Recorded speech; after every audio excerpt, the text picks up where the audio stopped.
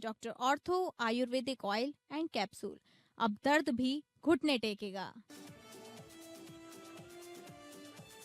4 दिवसीय Singapore Japan दौरे से वापस लौटे सीएम योगी। सीएम योगी ने बताया दोनों देश के साथ 1.5 लाख करोड़ के एमओयू हुए साइन, 2.5 लाख करोड़ रुपए का निवेश हुआ प्राप्त। निवेश प्रस्तावों से यूपी में 5 लाख लोगों के रोजगार सृजन का अनुमान। अरविंद केजरीवाल और मनीष सिसोदिया के शराब घोटाले में कोर्ट से बरी होने पर आप सांसद संजय सिंह का बयान। अदालत के फैसले से साबित हुआ अरविंद केजरीवाल और मनीष सिसोदिया कट्टर ईमानदार। पीएम मोदी और भाजपा साजिश रचने के लिए देश से माफी मांगे। मुरादाबाद के पूर्व सांसद डॉक्टर एसटी हसन का बड़ा बयान। केरल स्टोरी 2 पर रोक का स्वागत, इजरायल को बताया टेररिस्ट स्टेट।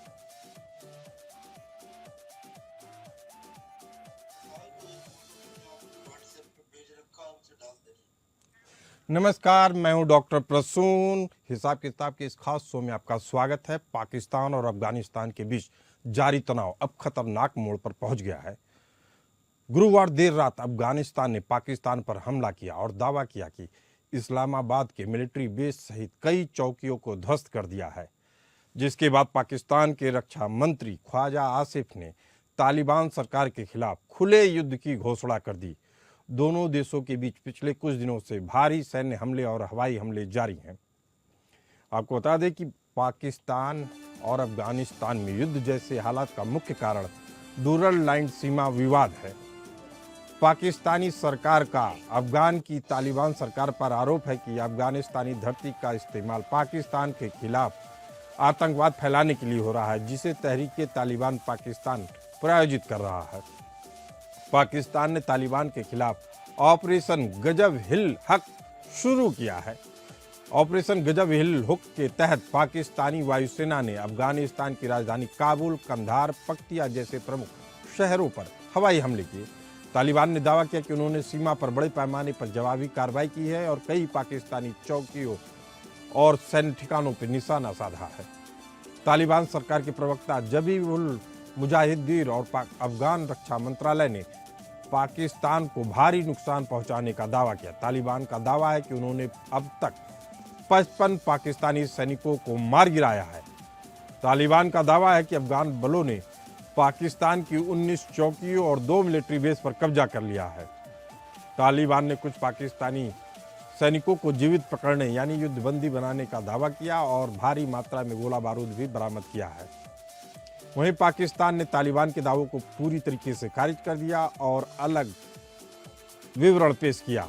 पाकिस्तान के अनुसार उनके केवल 2 सैनिक शहीद हुए हैं और 3 घायल हैं। पाकिस्तान का दावा है कि उसके हवाई हमलों और जमीनी कार्रवाई में 133 तालिबानी लड़ाके मारे गए और 200 से अधिक घायल हैं।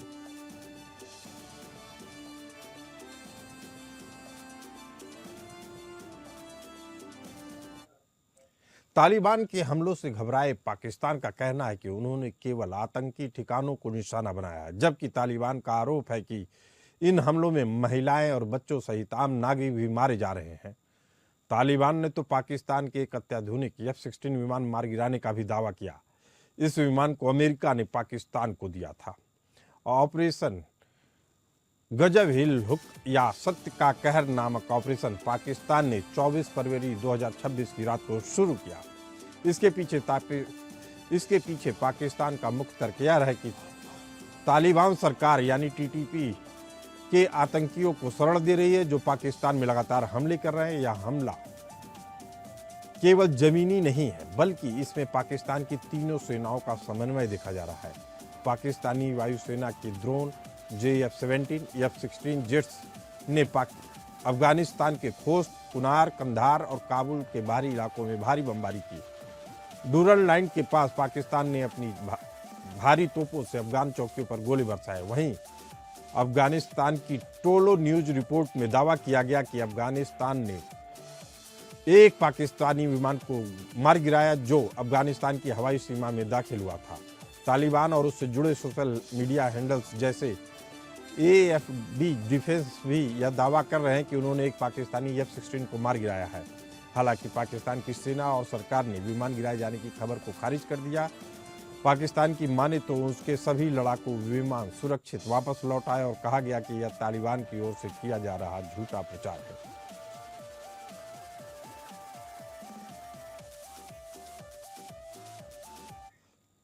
इसी मुद्दे पर चर्चा करने के लिए हमारे साथ मौजूद है colonel TP Tyagi ji, defence expert, और Umesh Chaturvedi ji, political analyst, adviser हैं प्रसार भारती के। आप दोनों मेहमानों का बहुत बहुत स्वागत है। पहला सवाल यही है टीपी त्यागी साहब आपके लिए कि क्या इसे पूरा युद्ध माना जाए या अभी भी युद्ध का जो ऐलान होता है उसमें अभी कुछ सीमाएं बाकी हैं? त्यागी साहब। युद्ध का ऐलान तो पाकिस्तान के डिफेंस मिनिस्टर ख्वाजा ने कर दिया। उन्होंने कहा कि पूरे युद्ध का ऐलान है, खुले युद्ध का ऐलान है।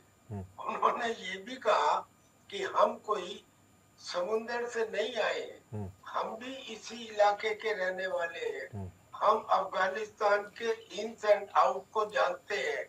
यानी कि जैसे कहा जाता है ना कि मैं अपने बछड़े के दांतों को गिन सकता हूँ, उतने कॉन्फिडेंस के साथ उन्होंने कहा कि हम अफगानिस्तान के इन्स एंड आउट, इंच इंच और उनकी पॉलिसी को जानते हैं। ये सोचकर शायद कि हमारी इतनी बड़ी फौज जो 8-10 लाख की है, उनके 1.5-2 लाख अफगानिस्तान के जो लड़ाके हैं उनको आराम से कब्जा कर लेगी। लेकिन वो शायद ये भूल गए कि अफगानिस्तान में इस समय जो अफगानिस्तान के लड़ाके हैं वो लड़ाके नहीं बल्कि अब एक सोल्जर बन चुके हैं। अब वो सलवार कुर्ता नहीं, अब वो बाकायदा वर्दी पहनते हैं। उनके chief of the army staff को वीडियो में दिखाया भी गया और उनके पास अमेरिका के छोड़े गए वो हथियार जिनके अंदर असॉल्ट राइफल्स वगैरह शामिल हैं जो टीटीपी के हाथ में लगी हैं, यानी कि तालिबान पाकिस्तान। त्यागी साहब, एक और बड़ी सूचना आ रही है पाकिस्तान से। बताया जा रहा है कि अफगानिस्तान की तालिबान सरकार स्कड मिसाइलों से हमला कर रही है। आप एकदम सही बोल रहे थे कि वहां जो छूटे गए रसिया या अमेरिका के हथियार छोड़े गए थे उसको हथियार बनाकर पाकिस्तान के खिलाफ प्रयोग में लाया जा रहा है। उमेश चतुर्वेदी जी हमारे साथ मौजूद हैं। उमेश जी, पाकिस्तानी रक्षा मंत्री ख्वाजा आसिफ का एक और बड़ा आरोप है कि तालिबान असल में भारत का मोहरा बन गया है। इसमें आप कितना तथ्य देखते हैं? जी। अब देखिए, भारत ने अगर अपना मोहरा भी बना लिया है तो भारत की ऐसी कूटनीति कभी नहीं रही है तो खुल करके ऐसी बातों पर भी दे और स्वीकार भी करे या इनकार करे, क्योंकि भारत लोकतांत्रिक सरकार है, कम से कम वो अमेरिकी राष्ट्रपति ट्रंप की तरह नहीं है कि वो खुल करके इस तरह से दावे प्रतिदावे करे।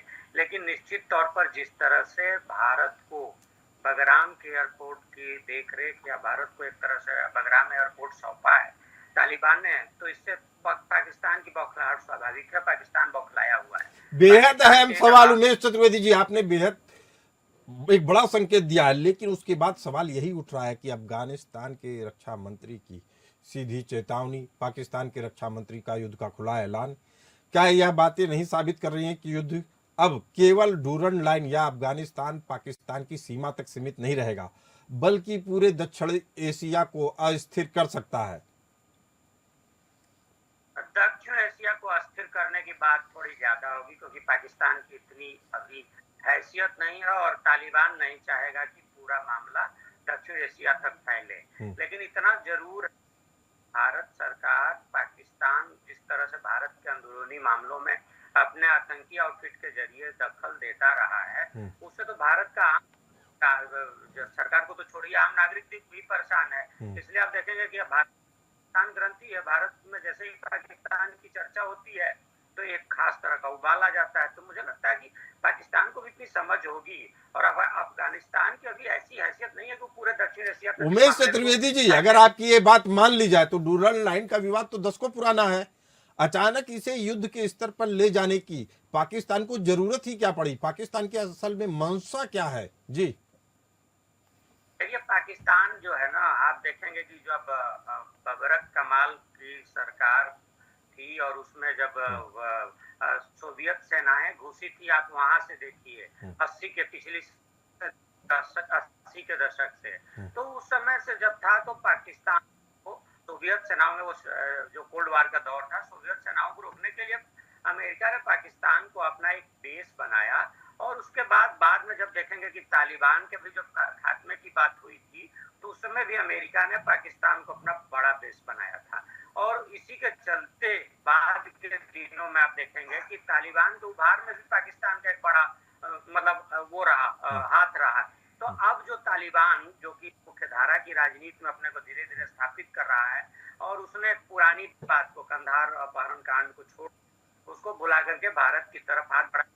अफगानिस्तान के तालिबान शासन के बाद जो पुनर्निर्माण हुआ था उसमें भी भारत की सबसे बड़ी भूमिका रही थी और फिर भारत उसमें अपनी एक बड़ी भूमिका देख रहा है। और इसकी एक बड़ी वजह सिर्फ ये नहीं है कि हम पड़ोसी हैं या हमारा स्ट्रेटेजिक महत्व है, भारत का सांस्कृतिक संबंध भी अफगानिस्तान रहा है। तो भारत के साथ बढ़ते संबंधों को देख करके पाकिस्तान बौखलाया हुआ है और वो पहले की तरह तालिबान को ये मान के चल रहा है कि उसी के हाथ की कठपुतली है। जैसे जब अमेरिकी सेनाएं वहां कब्जा कर चुकी थी तो कहीं ना कहीं तालिबान को जो इस्लामिक आउटफिट है पाकिस्तान के, उनके जरिए सपोर्ट मिल रहा था। तो एक तरह से पाकिस्तानी सेना का जो इस्लामिक आउटफिट है, जो कट्टरपंथी तत्व है, वो सहयोग कर रहे थे। उनको लगता है कि अब हमारे जो पाले हुए या पढ़ाए हुए लोग थे वो हमारे काबू में नहीं रहे हैं। तो उसने एक तरह से सबक सिखाने की कोशिश की है और वो सबक सिखाने का नतीजा ही है कि तकरीबन क्योंकि भले पाकिस्तान ने किया और आपने कहा कि मिसाइलों से हमला अफगानिस्तान की ओर से भी हो रहा है, तो इसके बावजूद भी उस तरह से घोषित युद्ध नहीं है जो एक पारंपरिक युद्ध में देखा जाता है कि यानी अभी पारंपरिक युद्ध में कुछ समय बाकी है। कर्नल टीपी त्यागी साहब, चीन और अमेरिका इस युद्ध पर अभी तक खामोश है, आधिकारिक बयान नहीं दे रहे हैं। क्या पाकिस्तान को कोई भी इनमें से कोई महाशक्ति खुले युद्ध में गुप्त समर्थन दे रही है या न्यूट्रल है? जी, मैं नहीं समझता कि अमेरिका पाकिस्तान को कोई सहयोग करेगा। कारण ये कि पाकिस्तान ने अमेरिका को रेकोटिक माइंस दी हैं कि आप यहाँ से कॉपर और गोल्ड एक्सट्रैक्ट करो और उन माइंस की जो लोकेशन है वो बलूचिस्तान में अफगानिस्तान के बॉर्डर के पास है। यानी कि अगर अमेरिका पाकिस्तान को सपोर्ट करता है तो अफगानिस्तान के लड़ाके उस माइंस के एक्सट्रैक्शन के काम को रोक देंगे। और चूंकि उन्होंने ये देखा है कि जिस तरह से चाइना पाकिस्तान इकोनॉमिक कॉरिडोर का काम रुक गया है, उसी तरह से ये माइन का एक्सट्रैक्शन का काम भी रुक सकता है। लिहाजा अमेरिका पाकिस्तान को सपोर्ट नहीं देगा। बची चाइना की बात, चाइना मुसलमान तो मुसलमान के झगड़े में इसलिए नहीं पड़ेगा कि वो कुछ भी अगर करता है तो जो उसके उइगर मुसलमान है उसके ऊपर जो वो जुल्म कर रहा है वो मामला सामने आ सकता है। तो मैं नहीं समझता कि अमेरिका और चाइना इसमें कोई करेंगे। त्यागी साहब, इसके बाद एक बड़ा सवाल ये उठता है कि क्या तालिबान महज एक दशक में ही इतनी बड़ी ताकत बन गया कि पाकिस्तान जैसे एटॉमी कंट्री के खिलाफ वॉर कर सके या उसको आंखें दिखा सके? इसके पीछे कोई तो तथ्य होगा कि अगर वो तालिबान आंखें दिखा रहा है पाकिस्तान सरकार को तो नहीं, उसके पीछे सच है साहब, उसके पीछे सच है अफगानिस्तान तालिबान और प्लस तहरीके तालिबान पाकिस्तान यानी कि टीटीपी। और जो टीटीपी है वो कोई मोनोलिथिक या होमोजीनियस ऑर्गेनाइजेशन नहीं है, वो एक लूजली कंट्रोल्ड ऑर्गेनाइजेशन है जिसमें 40 से ज्यादा जो कबीले हैं अलग अलग फेथ को मानने वाले वो जुड़े हुए हैं और उनके जो लड़ाके हैं वो लड़ाके इंडिपेंडेंटली ऑपरेट करते हैं और सबके उद्देश्य अलग अलग है। आपको ताज्जुब होगा ये बात जान के, लेकिन उन सब में एक चीज कॉमन है जिसे हम हाईएस्ट कॉमन फैक्टर कहते हैं। और वो एक चीज क्या कॉमन है कि पाकिस्तान की आर्मी को तबाह करना है और पाकिस्तान की संसद पर शरीयत का झंडा लहराना है। अब इससे मैं ये बताना चाह रहा हूँ कि कल को अगर कतर की वजह से यूएई की वजह से या सऊदी अरबिया की वजह से अफगानिस्तान के तालिबान का और पाकिस्तान के बीच में कोई सीज फायर या सुलह हो भी जाती है तो भी वो सुलह या तो रुकेगी नहीं या उसको तोड़ दिया जाएगा बाई टीटीपी, क्योंकि टीटीपी के जो लड़ाके हैं वो एक लाइन पे नहीं है। वो ये बात को मानने वाले नहीं है कि हम पाकिस्तान की आर्मी के साथ कोई सुलह कर ले। लिहाजा एक बात तो निश्चित है कि अब ये जो शुरू हुआ है, वैसे तो डिक्लेयर हो गया है कि इट इज ए ओपन वार, लेकिन मुझे लगता है कि ये काफी समय तक चलेगा जब तक पाकिस्तान दो चीजों के लिए कम से कम तैयार ना हो जाए। सबसे पहला तो ये कि जो अफगान के शरणार्थी हैं पाकिस्तान में, उनके ऊपर जुल्म नहीं किया जाएगा और उनको फोर्सफुली भेजा नहीं जाएगा इंसल्ट के साथ में वापस अफगानिस्तान में। और दूसरा, जो डुरंड लाइन जिसे अफगानिस्तान नहीं मानता, उस डुरंड लाइन के ऊपर जो पाकिस्तान बार बार फेंसिंग करता है, उस फेंसिंग को नहीं लगाया जाएगा या कुछ समय के लिए रोक दिया जाएगा। हम चर्चा कर रहे हैं कि अफगानिस्तान और पाकिस्तान में जंग की वजह क्या है। क्या यह पूरा युद्ध वास्तव में अब अपने पीक पे पहुंचा है या बस अभी शुरुआत है। लेकिन सवाल है कि जो टीटीपी का नाम पाकिस्तान बार बार ले रही है, टीटीपी है क्या? तहरीके तालिबान पाकिस्तान जो बोला जा रहा है, उसको पैदा किसने किया? तो आपको बता दें कि उसको पाकिस्तान ने ही पैदा किया।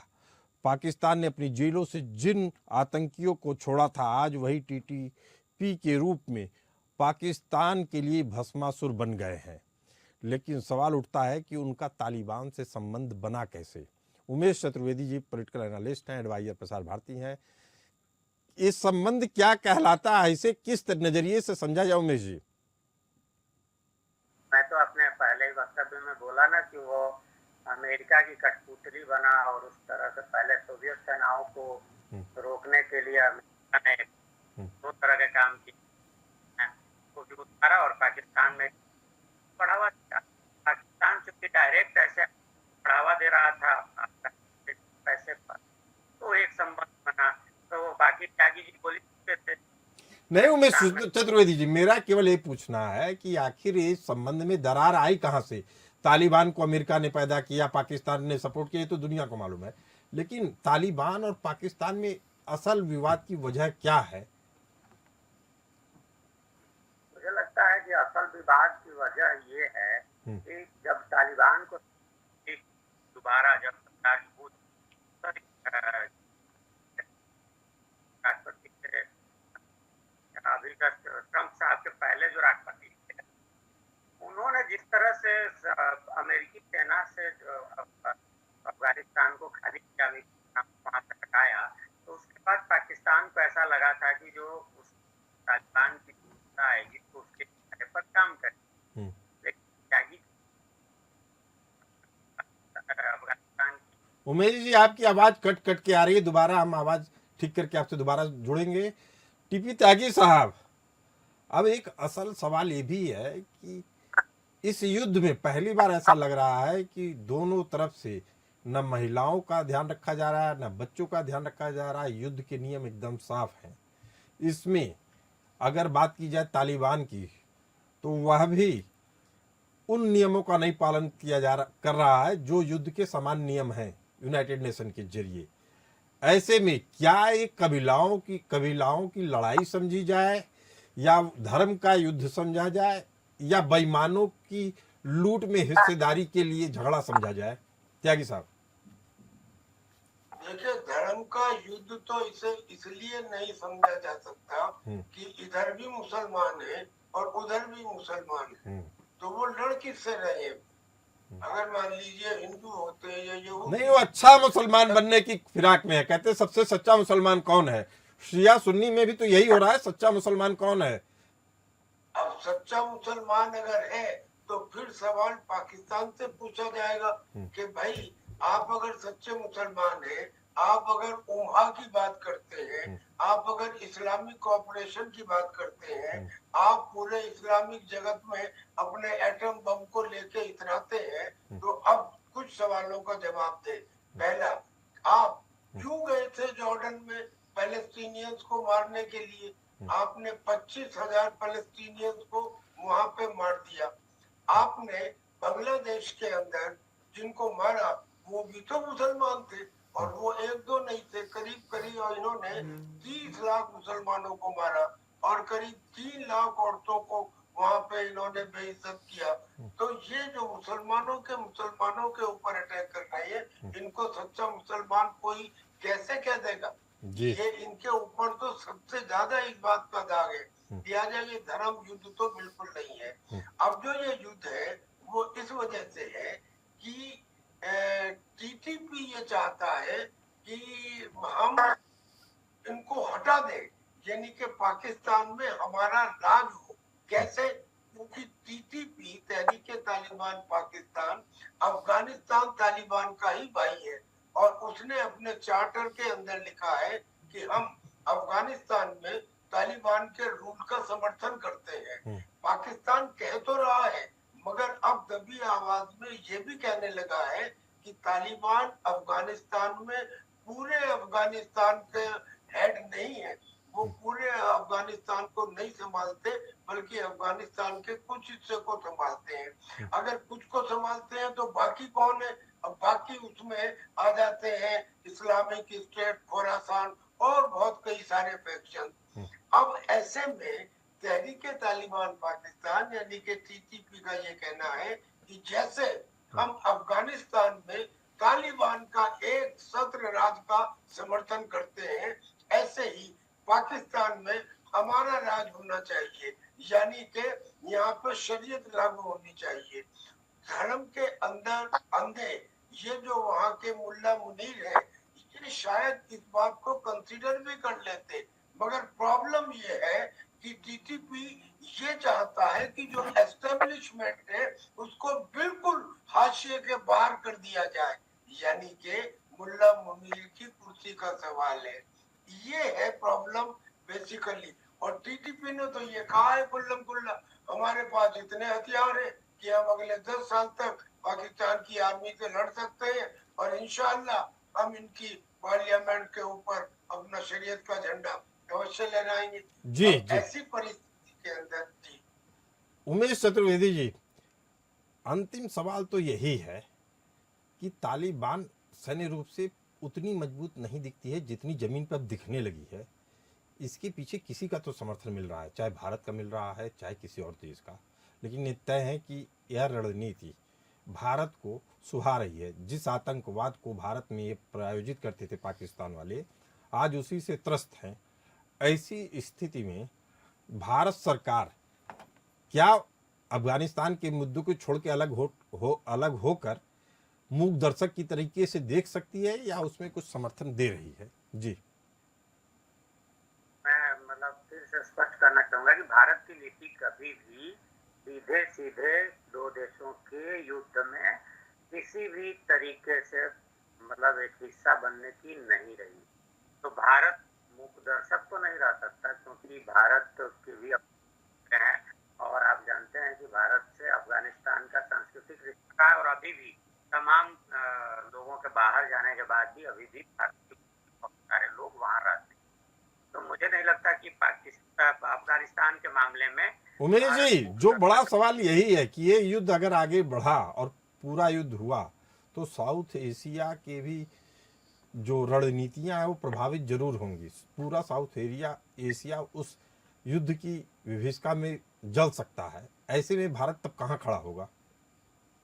भारत को तो देखिए, भारत कोई हिस्सा नहीं बनेगा, चाहे वो दोनों देश खुल करके लड़े और चाहे आया युद्ध लड़े। भारत कभी भी खुद से हिस्सा नहीं बनेगा। भारत अभी क्रांतिकारी परिवर्तन के दिशा में आगे नहीं बढ़ रहा, लेकिन इतना जरूर है कि भारत सरकार भारतीय हितों की रक्षा के लिए जो डिप्लोमेटिक स्तर पर या जो पर्दे के पीछे होता है वो जरूर करेगी, उससे वो पीछे नहीं है। लेकिन फिर मैं दोहरा रहा हूँ कि भारत की नीति। उमेश जी, एक आपके साथ और त्यागी साहब की चर्चा के बीच में एक बात तो खुल के बात सामने आ रही है कि दोनों जो पार्टी हैं, पाकिस्तान और अफगानिस्तान, तालिबान तहरीके तालिबान पाकिस्तान जो है और पाकिस्तान की सेना, ये दोनों भारत के लिए उचित नहीं है आने वाले लंबे समय के लिए। ऐसे में भारत सरकार भी बहुत सोच समझकर कदम उठाएगी ऐसी उम्मीद की जा रही है। लेकिन त्यागी साहब ने जो कहा कि आने वाला समय पाकिस्तान के लिए अच्छा तो नहीं होगा, इसकी परिणति दिखने लगी है। आप दोनों इस खास चर्चा में आए, आप दोनों का बहुत बहुत धन्यवाद। फिलहाल इस चर्चा में इतना ही, हमें दीजिए इजाज़त। नमस्कार।